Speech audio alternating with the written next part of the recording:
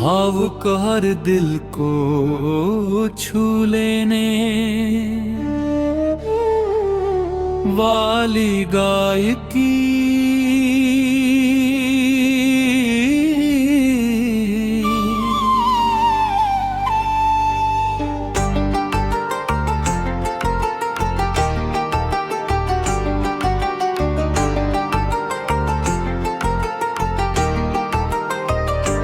ऊंची यादगार और कैची धुन जिसमें बिन सजनी के सावन अच्छा नहीं लगता।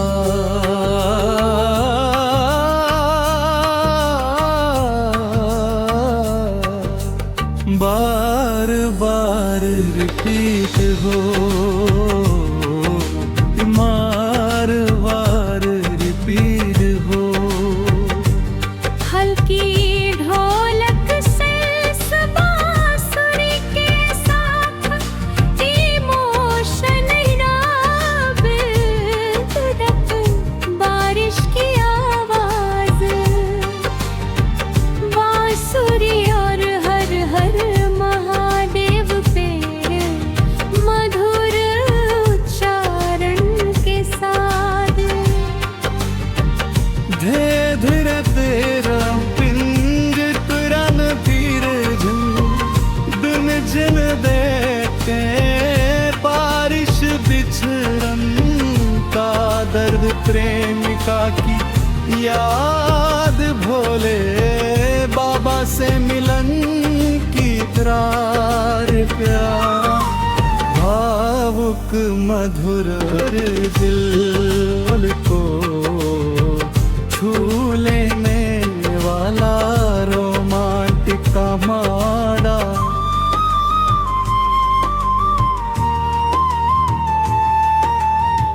ये रहा पप्पी मुखड़े बिन सजनी के सावन अच्छा नहीं लगता। पारा धारत तो एक नया ओरिजिन, सावन स्पेशल भोजपुरी भोजपुरी की।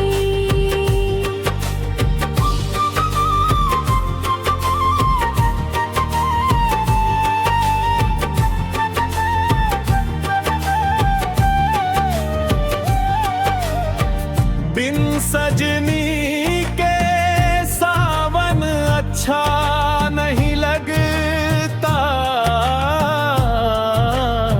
तोहरे बिना दिलवा कहीं अच्छा नहीं लगता। रिमझिम बरसे बदरिया भींजे मोरा अंगना, तोहरे बिना जानू मनवा न लागे सजना। अंतरा हरियरदार पड़े कोयलिया बोले, तोहरा याद में अखियां दिन रात डोले।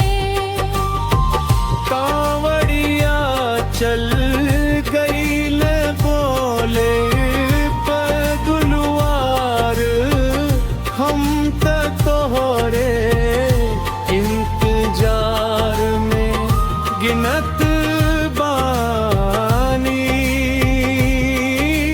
बहार। आजा सजनी अब देर मत कर, तोहरे बिना सुना लागे घर। बिन सजनी के सावन हर अच्छा नहीं लगता। बिन सजनी के सावन अच्छा नहीं लगता,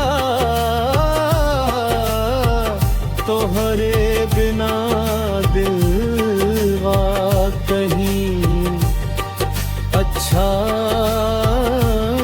नहीं लगता।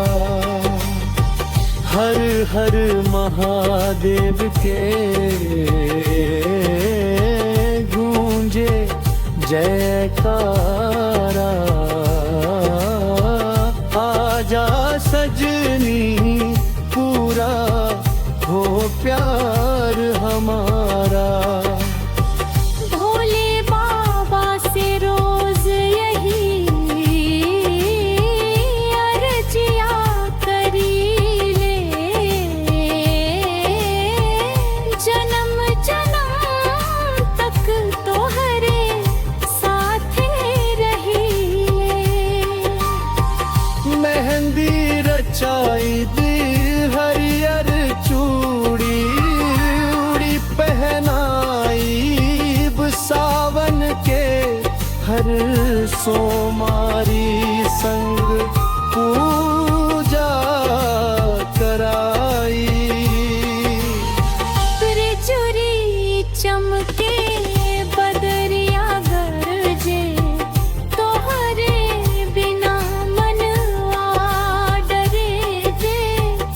एक बेरा जा सजनी हो जीवनवा फिर से हंसे।